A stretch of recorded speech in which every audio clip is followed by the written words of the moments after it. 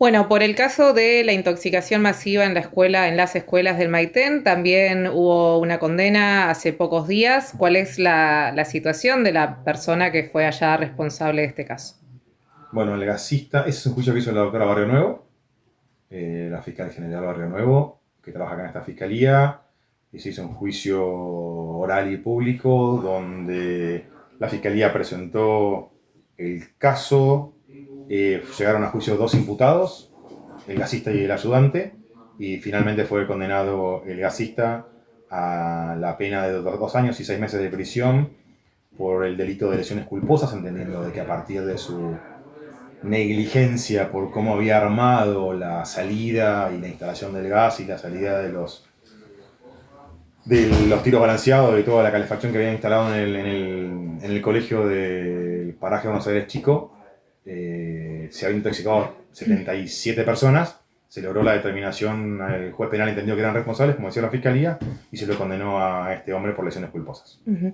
Bueno, es un gasista matriculado, una persona que trabajaba, digamos, de estos. ¿Se lo investigó respecto a trabajos anteriores, si era por ahí una modalidad un poco irresponsable en su trabajo o es este caso en particular lo único que tiene? Estaba matriculado, una de las imposibilidades a partir de la condena es que siga con la matriculación.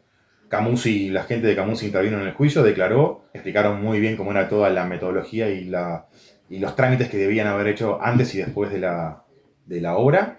No se comunicó esa obra a Camusi y Camusi en ningún momento lo habilitó.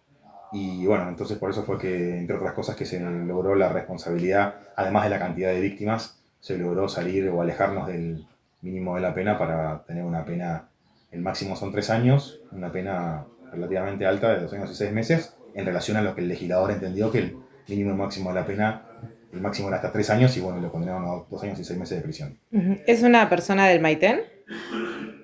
No, el gasista creo que es del Lago Polo. Ajá, ok. Y respecto a la situación del ayudante, la persona que realizó los trabajos con él. Que terminó absuelto. Entendimos que no había elementos para pedir la condena, sin perjuicio de que lo llevamos a juicio y lo acusamos, pero de acuerdo a la prueba que se pudo ventilar, que se pudo armar, no, que se pudo hacer en el juicio, que se pudo explicarle al juez, que pudimos explicarle al juez en el juicio qué fue lo que pasó, entendimos que el responsable era el gasista y no el ayudante. Ujú. Bueno, por ahí esto era para el principio, pero podemos repasar un poco cómo había sido esa situación en la escuela, cuántas personas fueron las intoxicadas, qué fue lo que sucedió. Fueron intoxicados 73 alumnos y 3 personas que era personal docente de la escuela, que a partir de la instalación de la salida del dióxido de carbono de una estufa, la salida estaba bajo el alero del techo y no estaba a cuatro vientos, como se llama. Y bueno, eso generó que se llenara todo el entrepiso del dióxido de carbono.